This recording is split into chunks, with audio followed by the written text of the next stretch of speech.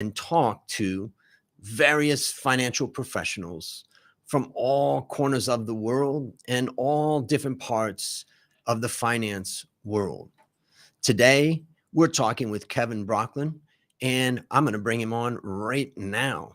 There he is. There's Kevin, and I'm going to try to blow myself up and you, but hold on. I'm a low tech guy, so I'm trying to figure it out. One No second. worries. Hold on. There we go. Okay. So, Kevin, welcome to the show. And maybe you could start off by introducing yourself to the audience, the listeners, and the viewers. Briefly, what are you doing right now? And maybe a little bit about where you came from and how you got into that.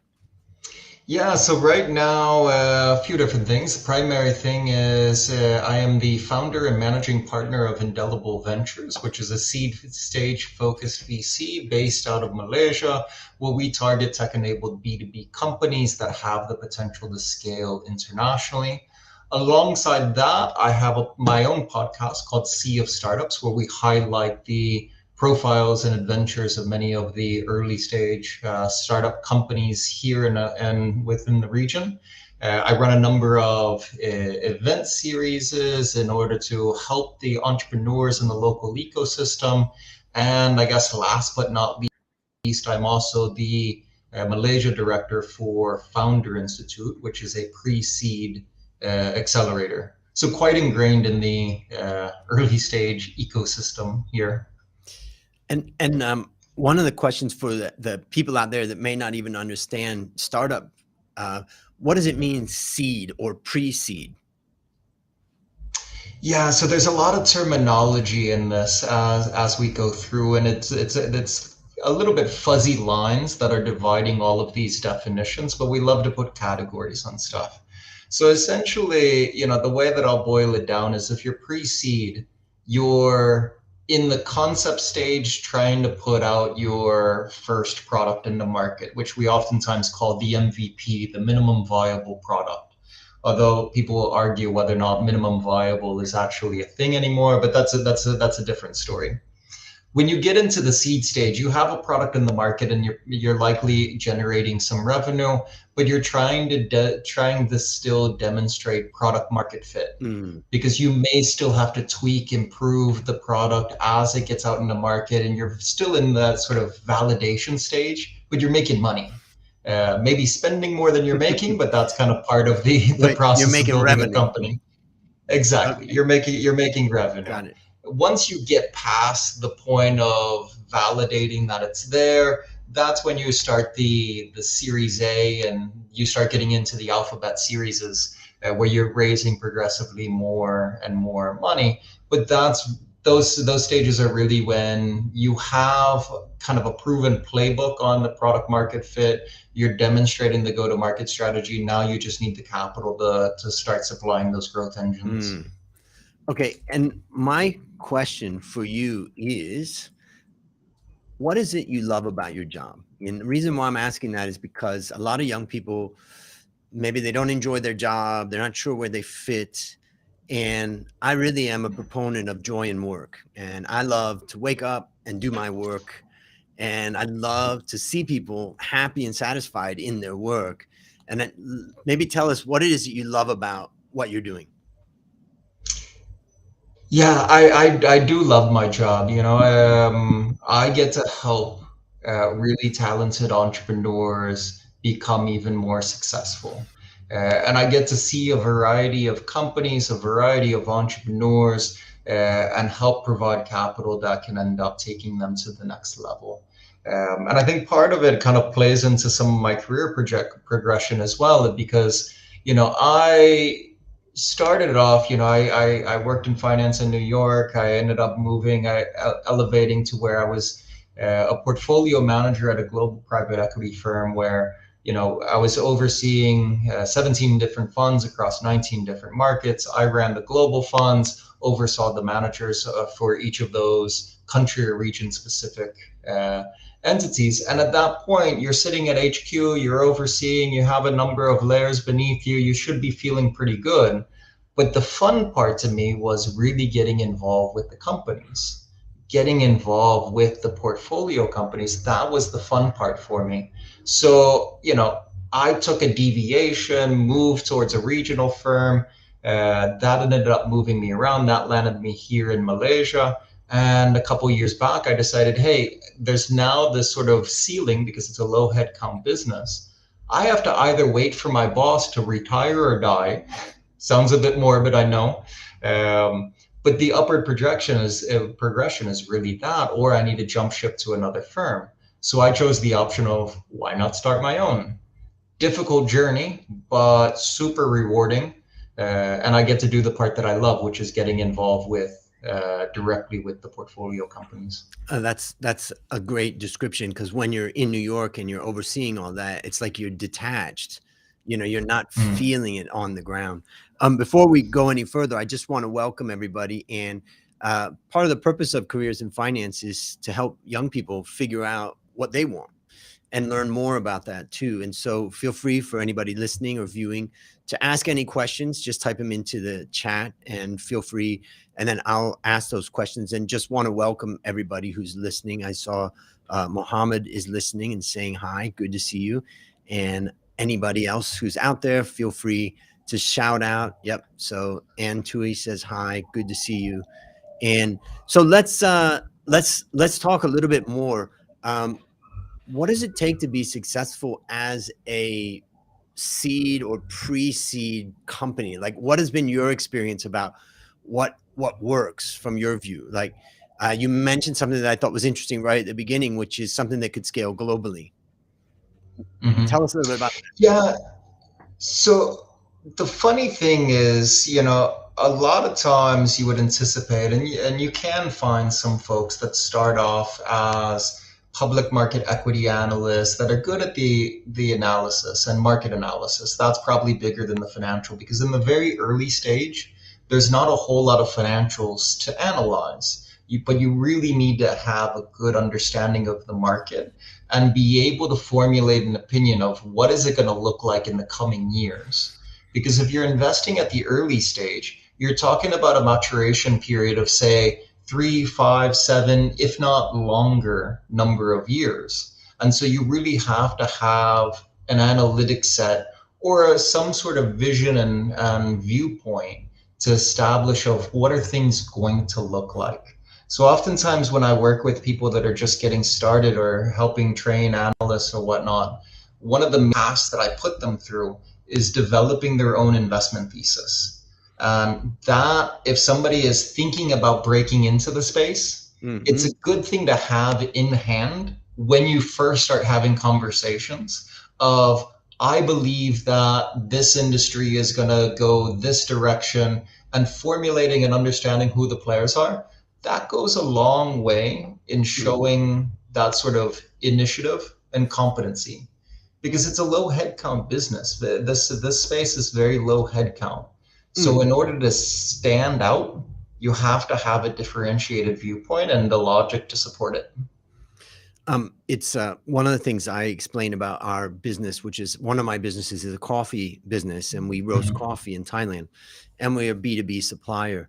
And I basically just show a chart of coffee consumption per capita relative to GDP per capita. And I say, here's Thailand, and here's other countries. Now, some people may say, well, Thai people aren't the same as Europeans or Americans. They may not drink that much. Well, fine. Let's look at Japan or Korea or some other countries and see how it's developed with GDP. So number one, by investing in this, you're investing in that secular uptrend that we've got that's naturally going to be rising in Thailand if that relationship stays the same. In addition, 90% of consumption is instant coffee. And as people are drinking fresh coffee, they're never going to go back to instant. So that the fresh component of the total coffee market is growing at a faster pace than the overall coffee market. And that's where we are in that. And that's why we're investing on this, because we think that there's exceptional growth there for a long time to come. Is that what you mean by having your thesis? I think so, and I've seen people do similar sort of extensions on milk alternatives and a variety of other industries in regards to doing that comparison from one market to another and saying there's still room to grow in this market, because if we look at these factors, it's a matter of catch up. It's the momentum is going that direction. I think that's exactly what it is. It gets a little bit more nuanced when you start talking about advanced tech, of saying, the direction of GPT and OpenAI is going to go this direction. There's a lot of kind of supposition that's going to end up having to go into that sort of modeling. What's going to be the direction of technology and healthcare? What's going to be the direction of fintech? But it's the same logic as you said with the coffee market, is trying to look at trends and formulate an opinion around what is it going to look like next, and having some form of data and analysis to support that hypothesis. The funny thing is that I couldn't explain that very well when we first started the business 28 years ago. I can explain it well now, but my hat's always off to the young entrepreneurs who are like, they know what they're talking about. The second thing that you mentioned, and we faced this with the coffee business when we were facing trouble after the 97 crisis, we had to ask ourselves, is this something revolutionary or is this just coffee? Mm-hmm. Like, we're not betting on tech or something like that, versus what you're talking about is the thesis has to be not only a powerful thesis, but it has to really, you're creating something out of nothing. But we weren't creating coffee out of nothing. Coffee already existed.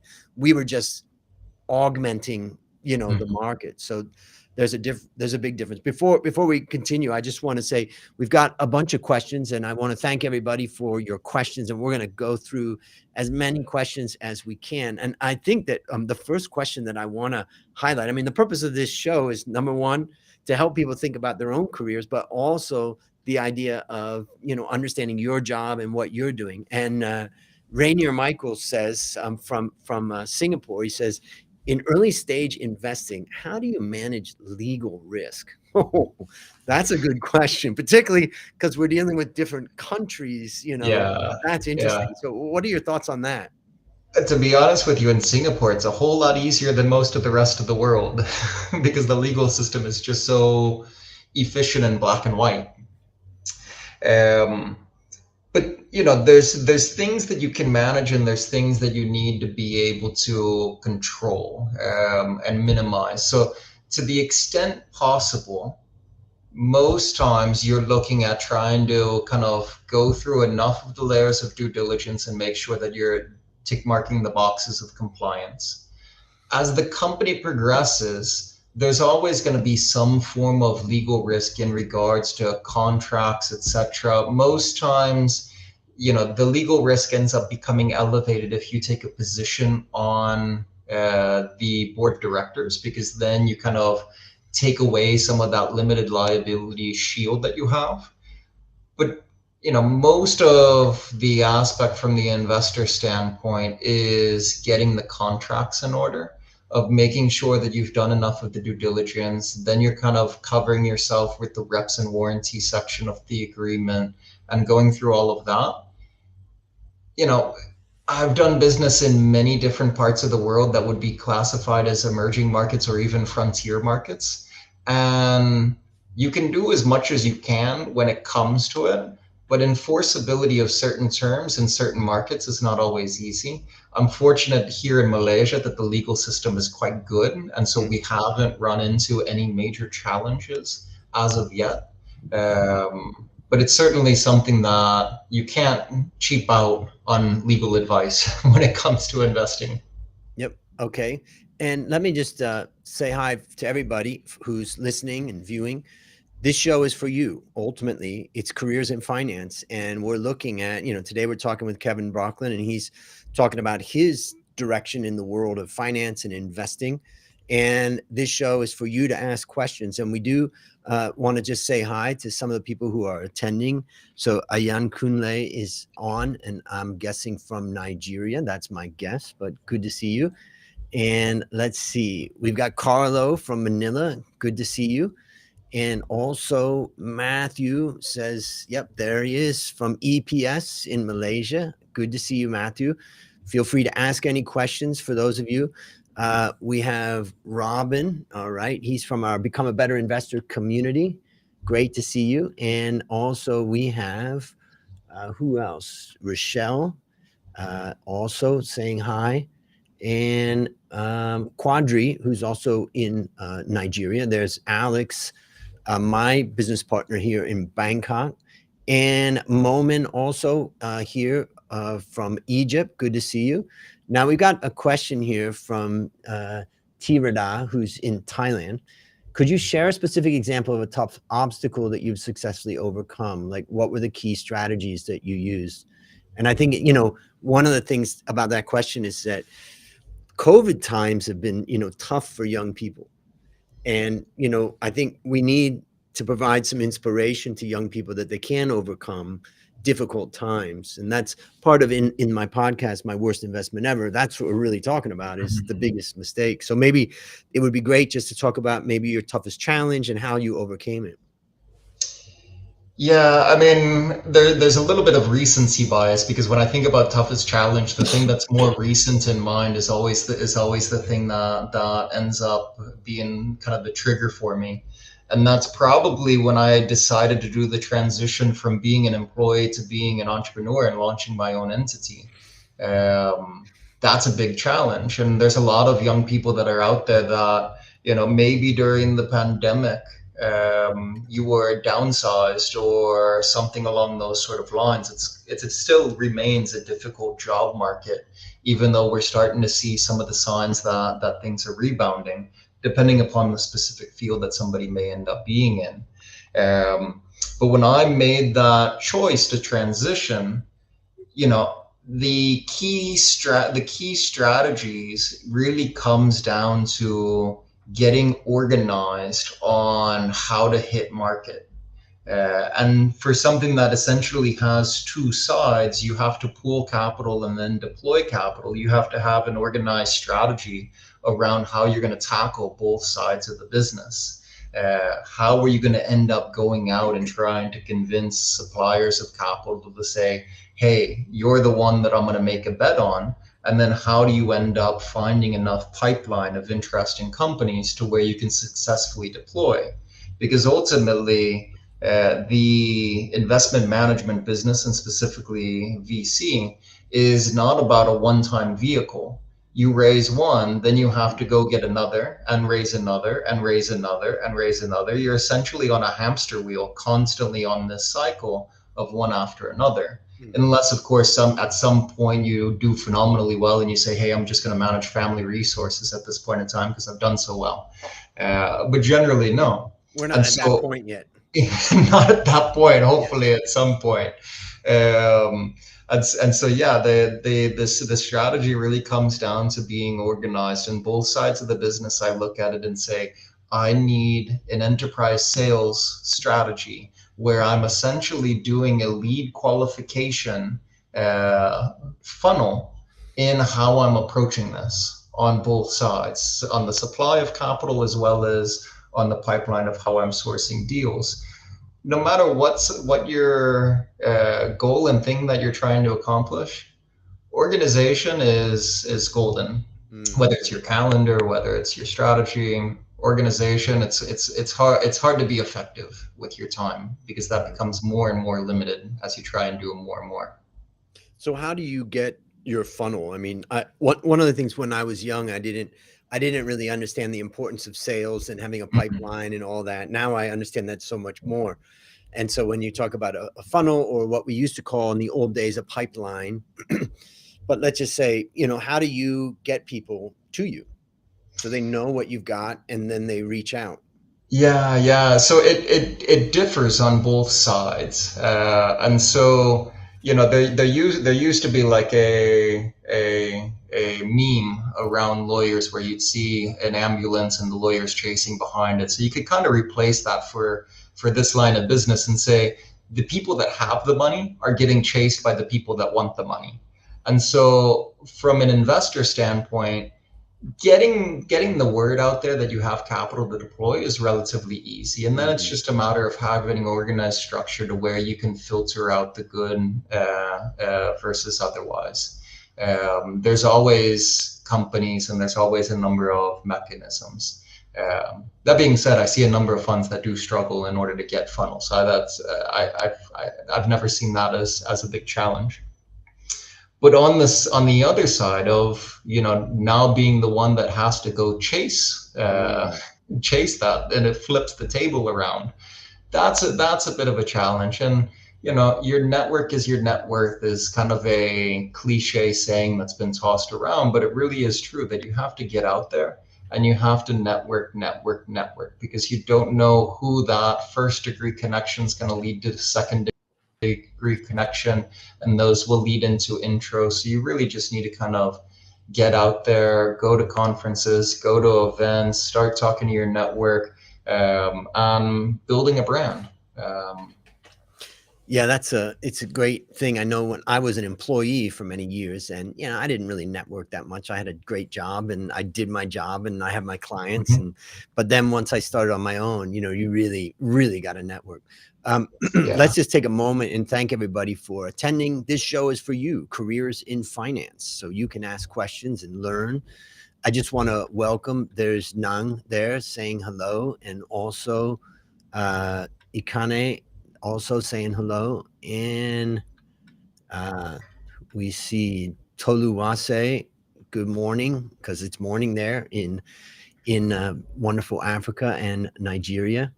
And here we see Supanat says, what's the difference between a coach and a consultant? That's a good one, because there's oftentimes lines that are drawn, and I'll throw one more word, which is mentor, because mentor is different from a coach versus a consultant.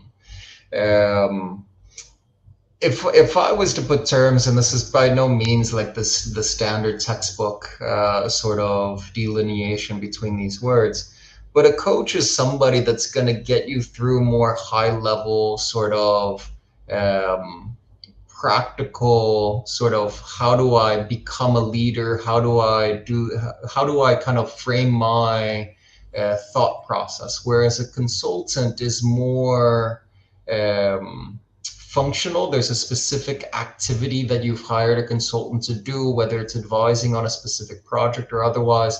I see coaching more on the end of like executive coach, where you check in, talk about your issues and your struggles and challenges. And it's more on how do you create the logic frameworks in order to manage those. The line between coach and mentor, I think, is a lot more fuzzy. Whereas consultant, I find that very functional. There's a very specific task that consultant has been engaged for, whereas a coach can be a little bit more broad. Yeah, that's a good point. Like a consultant, you may hire a consultant to improve the production process of your business, or improve the marketing, or the sales, or the this or that, or strategic management, or whatever, as opposed to a coach that's really trying to help you be a better person, be a better leader. All right, let's go on. We've got some good questions from Rainier Michael, who says, in private equity, how to better understand the liquidity premium or illiquidity discount? How should we look at that?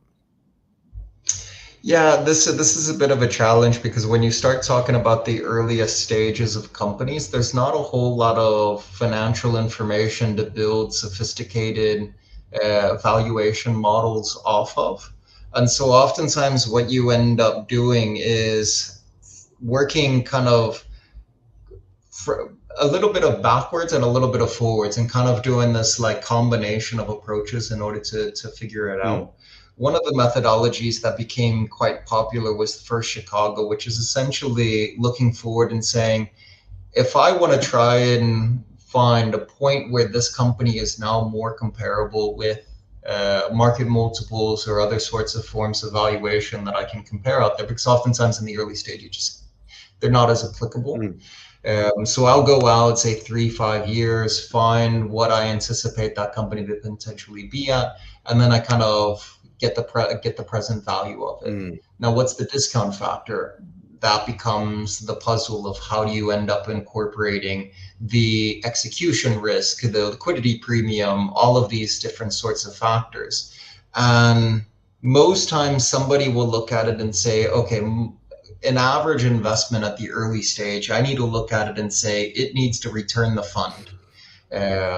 Most times when somebody gets into an investment, they're looking at it and saying, does this have the potential to be successful enough where this one investment will return my entire fund size? Mm. And then we kind of work back from that. It's a little bit of a loose rule, but oftentimes you're trying to look at it from that sort of lens, and then it kind of builds into what's my required rate of return that I would need to do, and does the deal still end up making sense based upon that? And then you're validating it with some other approaches on top of that. And But there's not necessarily like input into my financial model, liquidity discount of 7.3%, all of these sort of like more calculable components. So let's try to just put some range just to give an idea.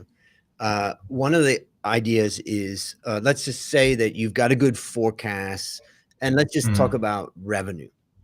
And let's say you think that revenue of this company could be X 5 years from now. Part of what you're looking at is it needs to be global. It needs to be scalable. So, okay, Right. you've determined your X. That's what I think revenue is going to be 3 years or 5 years from now. And then you could come up with a multiple, on that revenue. You could look at, comparables or listed companies. Maybe they're trading on 6 times that revenue. And you're going to say, okay, well, let's say 4 times revenue, I'm going to say. So Sure. now you've got a valuation 5 years from now. And then you've got to discount that back to today, right? What range of a discount rate would you think makes sense for this type of situation? Oftentimes I'll see 30%, 50%. The percent IRR is pretty high. So you'll see a pretty sizable number, because essentially that return on investment, it's going to end up equating to 10, 20 times, something along those sort of lines, if not more, because you're trying to gauge for home runs. Yep, that's good. And so let's say, a 30%, I guess, would probably be a minimum. And I have a friend of mine, Eric Techabani, who's in Singapore, and he always says 80%, 80%. And I'm like, that's pretty high. You could make up. But if you factor that if you do one of those and then you have 9 other that fail, you need that 80% per annum to account for the other ones that end up failing. Yep. Okay. And Rainier Michael, again, out of Singapore, and he does, work in the industry. And he asked the question, which is a valid question, if I invest in you or any type of fund, what is the way that I get that money back? Yeah, so the way that the money ends up coming back is essentially I'll do both parts of it just to kind of round it out. The money gets invested, and it doesn't get necessarily, the amount that you commit isn't all given on day one. There's a drawdown schedule where it's on an as used basis. I send a capital call, I get a piece of it, I do it again, I send you another capital call later on. So it's not like money all at once. But the way that the money out, which is the important thing that every investor wants to know, how that ends up working, is as the VC starts exiting from the businesses, meaning that there's some sort of liquidity event, a trade sale, a secondary sale, maybe an IPO if you're lucky and can end up seeing some sort of really nice success out of it. Those sort of liquidity events are what brings cash realization, where we can sell our shares and get cash into the fund. And then there's usually a waterfall schedule that that's in the fund agreement that dictates what the flow of that money is now. Generally speaking, it goes straight to all of the investors first. Once that capital has been returned, that's when you start getting into the territory where carried interest becomes a matter. But basically we have to exit out of the companies. And so what happens oftentimes is that there's this saying that lemons ripen fast. So out of the portfolio of the VC, your losers are going to lose pretty early on. Within the first couple of years, you're going to know who the winners and losers are. Between year 3 and 5, probably, you're going to start seeing those kind of middling returns where you're getting 3x to 10x your money on an investment. You're going to start seeing some of those exits happen which is more like smaller and mid-market M&A activity oftentimes is what those end up falling into. The companies that are the rocket ships that keep on growing 3, 4x year after year after year, those are the ones that you hold until the end. That's why the fund life is 10 years, because the ones that are fantastic, you're just kind of holding on to, because how many other places are you going to be able to find to put your money where it's growing that fast? But the ones where you recognize that they're kind of middling, or that they're the lemons, you're pushing in order to try and get those out so that you can get money back to investors. Because in all honesty, the fund model kind of works that way. The faster I can get money back to my investors, the more likely they're going to come back and Let's do say, that all right, again. I'm going to roll this over into your next one, and I can do it all over again. And that's kind of that's part of the incentive structure, is to effectuate exits as quick as possible when you're able to do it. But if there's a out of the park success, hold on to it, because that's something that's a lot harder to find on a consistent basis. Yeah, I would find you crying in a bowl of noodles if you got out of something amazing too early, I mean, there's stories of that, of like early person in Apple selling out and saying, no, you know what, I'm not sure if this is going to be a success. I'm just reading the Steve Jobs book by, I think it's Jacobson, and there's a guy that did bail out, and that was, yeah. Here we see Ulia Dewi says, thanks for the insight. I'd like to ask about the rising sustainable finance. Do you think that one can break maybe into the investment industry with a specialization in sustainable finance? I think there's more and more interest out of the suppliers of capital towards sustainable development goals, towards ESG, towards solving real world problems, and sustainability is definitely one of those key considerations. Right. So having an area of expertise on that can be a very valuable skill set to bring to the table. I think, to be honest with you, most skill sets somebody else is going to have similar. So in addition, you will need to be able to separate yourself out by having a differentiated point of view on what does that mean for the market, and what does that mean for investment selection criteria. Okay. We've got a lot of questions, so I'm going to be going through a bunch of them. Here's Pablo, who says, working in VC, how do you try to limit your bias when evaluating investment opportunities? That's a really hard thing to be honest with you, because humans have a difficult time separating out of bias. And so, and bias can come in many different forms, to where you may end up getting biased because of FOMO. I have this fear of missing out, and I get this emotional trigger, and now I'm biased to action. You may have bias of, my network perhaps just doesn't have enough female founders in it, and I end up having a portfolio that is biased towards one direction. I may end up having a variety of biases. And so it's tough to address, but I think from my standpoint, when analyzing a company, I avoid fast decisions. And that is an aspect to make sure that I'm not triggering on any of those speed to action. Fortunately, in these ecosystems, we don't have as competitive of a VC ecosystem like a San Francisco, to where if you heard a deal at lunch and you don't do it by the end of the day, you basically have lost out, because somebody else has thrown a term sheet and is already wiring money. And so it enables us to be able to think through, pause, get to know a founder a little bit better. So from some of that decision-making bias, it helps solve some of that. On the network side, we're constantly trying to expand and increase our network so that we're seeing more of the deals that are out there. And that's part of the reason why we've done downstream activities at the earlier stage of running events and doing other sort of outreach, so that we can drive more top of funnel for us, and so that we can actually see more of the deals. Because really, it's the network aspect and building the awareness, so that a founder that may not be in my network can still reach out and find me. Great. All right. Another question from Win Antui, who says, what methods and tools are needed to help make an appropriate selection decision about careers in finance? Maybe you can think about your progression. Yeah, yeah. So my progression was a bit odd. It wasn't necessarily a straight line. I started university as a computer science major and then moved over to finance. Ultimately, I got my MBA in finance, and while I was in my MBA, I started the CFA Institute's program. So ultimately, I became a chartered financial analyst as well. Um, that program evolves over time based upon the way the market is. They've started doing a lot more private markets. They've started doing a lot more big data and all of that.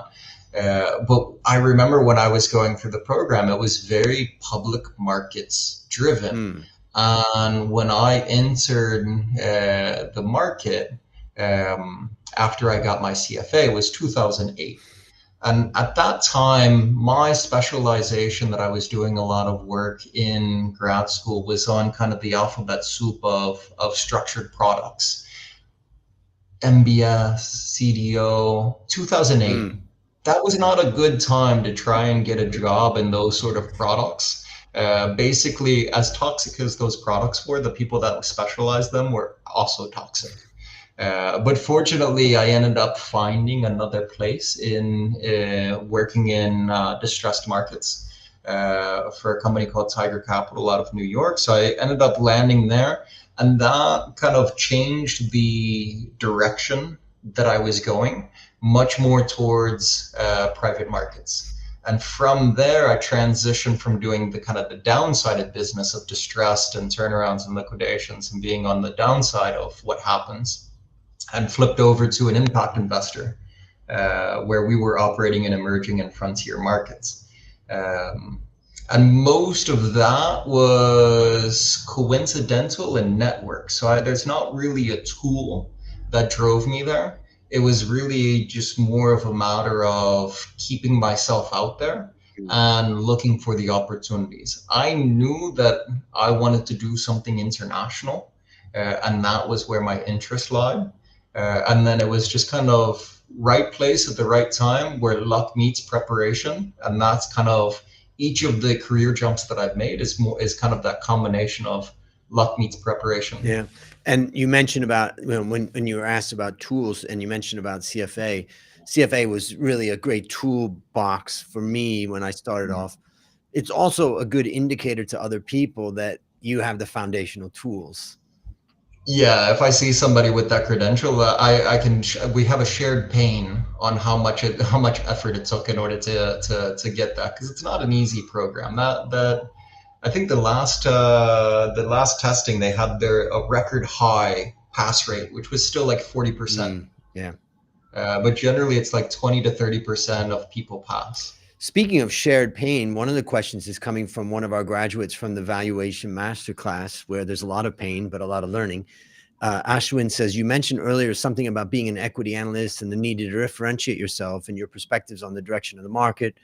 How can you achieve this for someone interested in, there's more here, so let me just read it. How can you achieve this for someone interested in breaking into that field? What are other aspects that someone who wants to go into the field of equity analysis should consider? So, what do you need? How do you differentiate yourself? That type of thing. Mm-hmm. So I think the key thing, because oftentimes this ends up moving yourself from being a generalist to being a bit of a specialist, maybe not overly narrow, but what the key aspect in my mind is being able to take a market, dissect it, put it back together, understand all the moving pieces of what are the drivers, what are the influencing factors, and really kind of getting from all sides of it.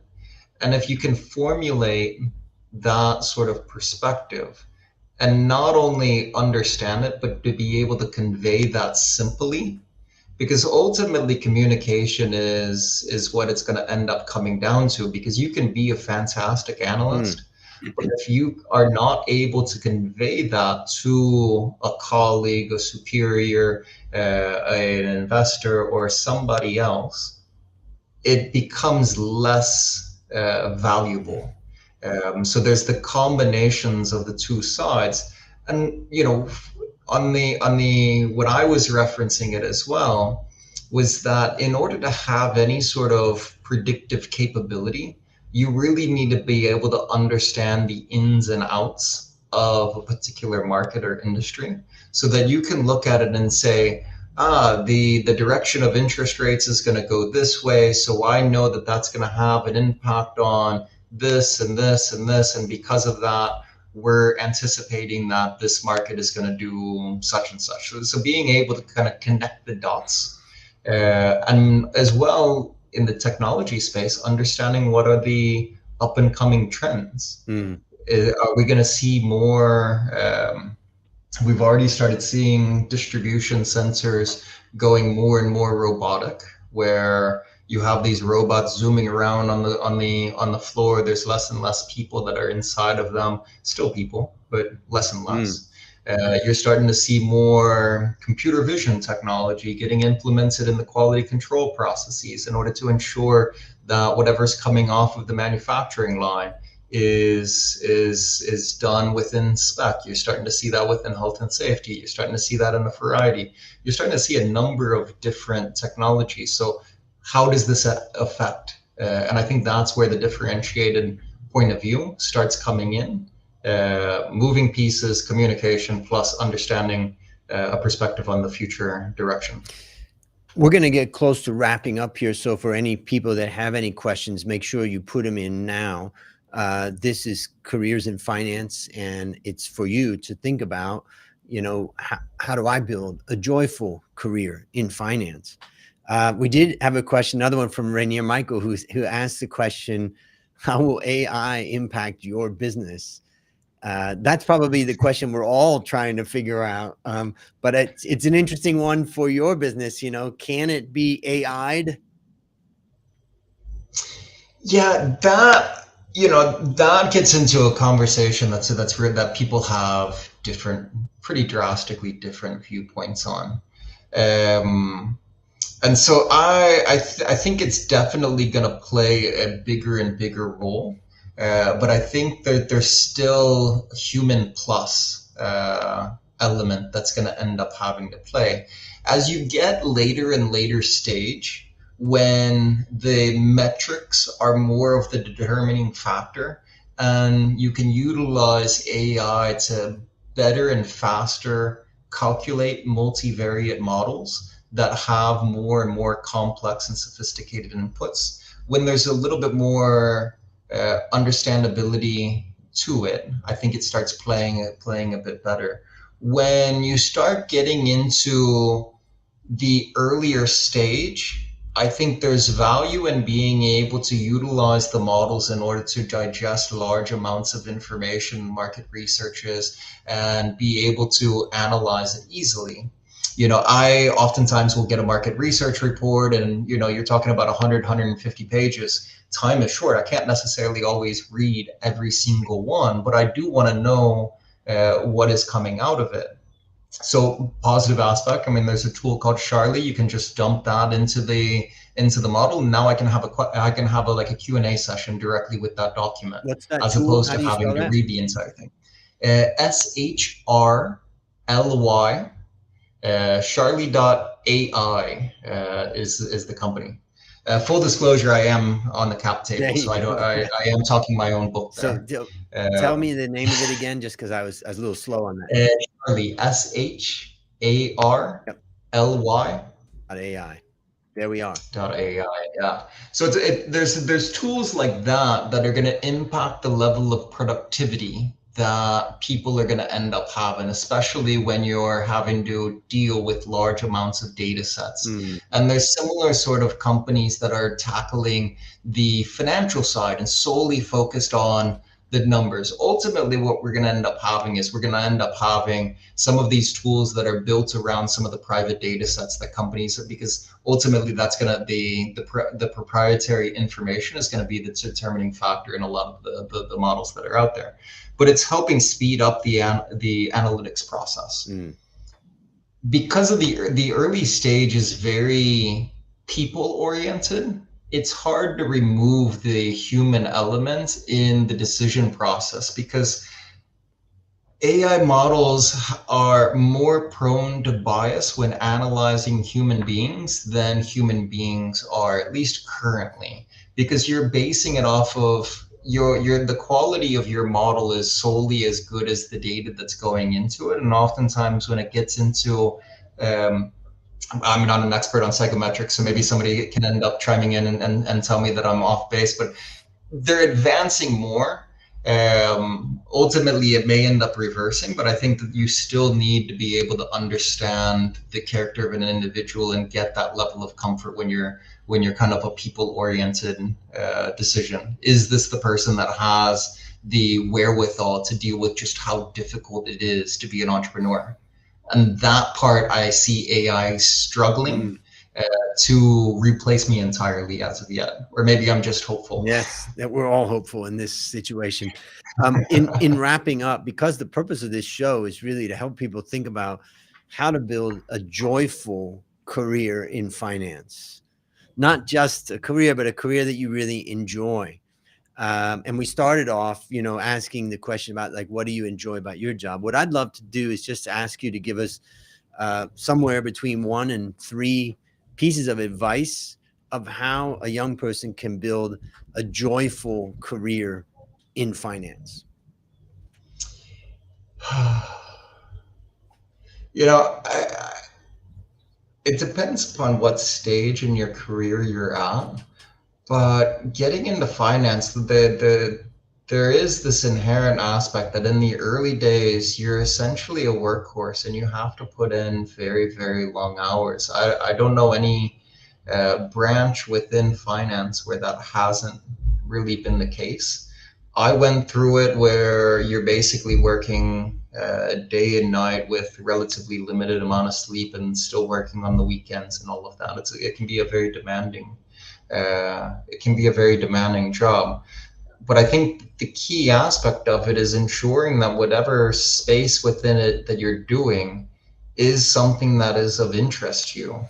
Because if my leisure time is already going to be focusing on startups and understanding new technologies and all of that, if I'm having to do that 10, 12, 14 hours a day, is it really work, or is it a cool thing that I'm getting to do my hobby and be paid for it?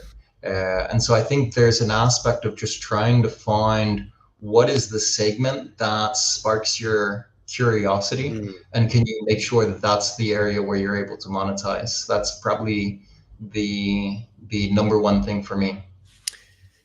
Yeah, that's great, and I like that because ultimately you've got to find what you're interested in.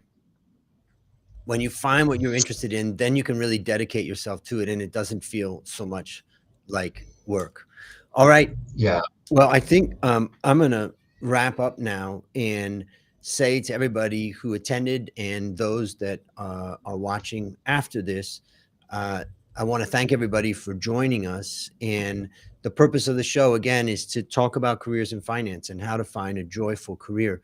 I'm gonna ask Kevin to wrap it up by leaving your last parting words, and then I'm gonna end the show. So, what parting words would you like to leave our audience with? Parting words for a career in finance.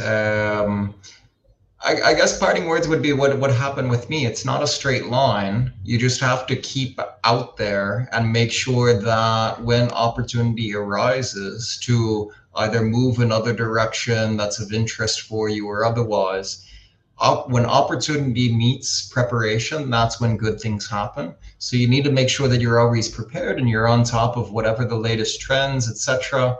And when opportunity arrives, you're ready to take advantage of it. That's probably that's what's helped me, and I think that's what can help everyone else. So, Kevin, I'd like to thank you for joining this careers in finance discussion and bringing your perspective to it, which I enjoyed.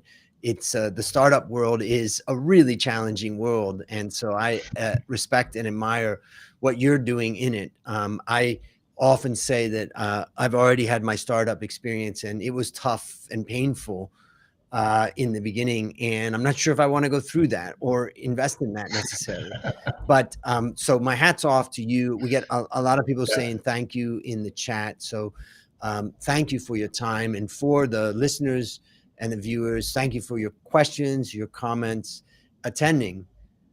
My name is Andrew Stotz, and I'm the host of Careers in Finance. And I want to tell everybody that I'll see you on